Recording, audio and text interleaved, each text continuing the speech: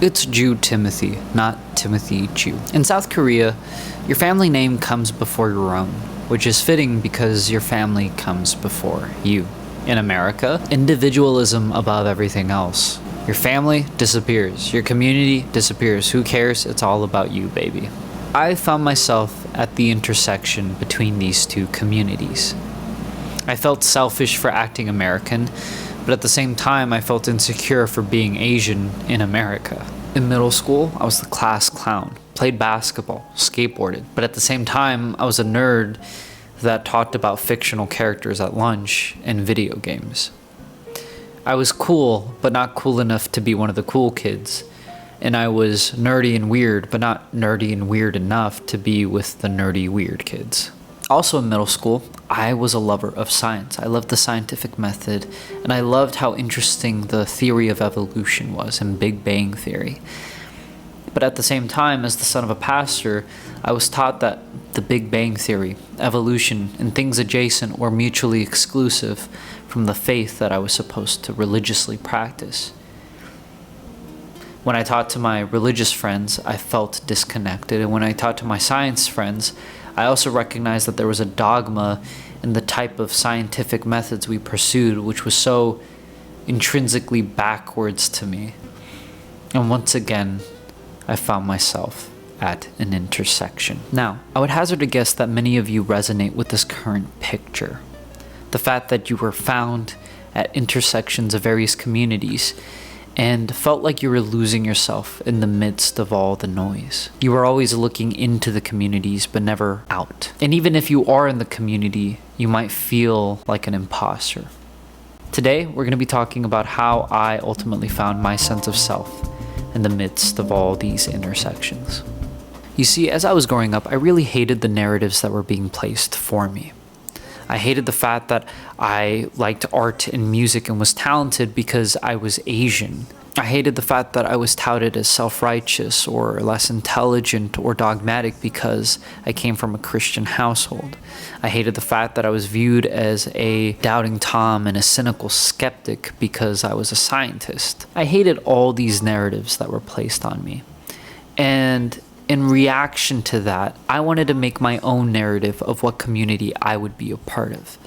And as I grew older, I think the community and the narrative that I chose was my intelligence and my academics, because I felt like that was something that I solely worked for, that no one could take away from me and no one could give me. And that definition of self worked for a really, really long time. And there was a lot of pride and strong sense of self attached to that. But as I tried to adopt yet another culture, the culture of medicine, I got rejected. And now that narrative came back. Maybe I was smart, maybe I was studious, maybe I was academic, maybe I was prolific in my extracurricular activities, but I wasn't enough to be in medicine. And so once again, I was at an intersection, right on the outskirts of a community that I could only look in but never look out from. And we've all seen the precipitance of people who try so hard to fit into their desired communities. We've seen people who drink whiskey and start smoking all of a sudden because they saw Cillian Murphy do it in Peaky Blinders and they think he looks super cool. Which he does, but that's not the point. We've seen people who adopt the Valley Girl accent all of a sudden because Kim Kardashian's suddenly in vogue again. We've even seen people who push others down to further ingrain themselves in their own community of choice because it makes them feel better about themselves.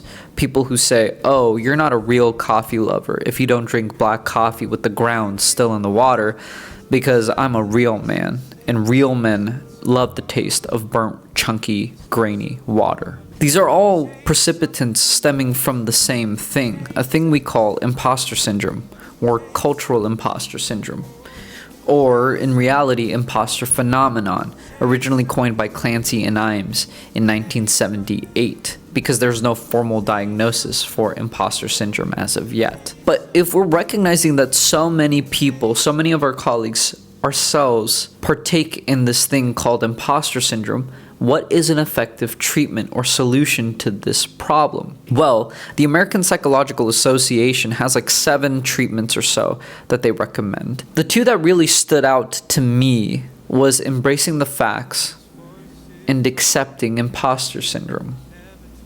If we zoom out, which is something I love to do, we are all just a bundle of proteins on a rock floating throughout space. And in defiance of entropy, in defiance of disorder and chaos, we have decided to categorize and organize. And these categorizations, these organizations don't exist.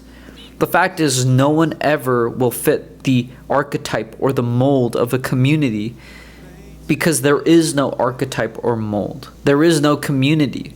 These are all just ambiguous definitions, soft definitions. If you embrace the fact that you're an imposter and that you will never fit into an archetype or mold, paradoxically, you belong in a group of imposters. You are in the truest community that there is, which is the community of no communities. Now, I don't know if that's correct.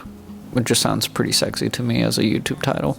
But yeah, I'm interested in what you all have to say. Do you agree? Do you disagree? Do you feel like you have any resonance with my story? The fact that you were found at the intersection of 2 communities or more.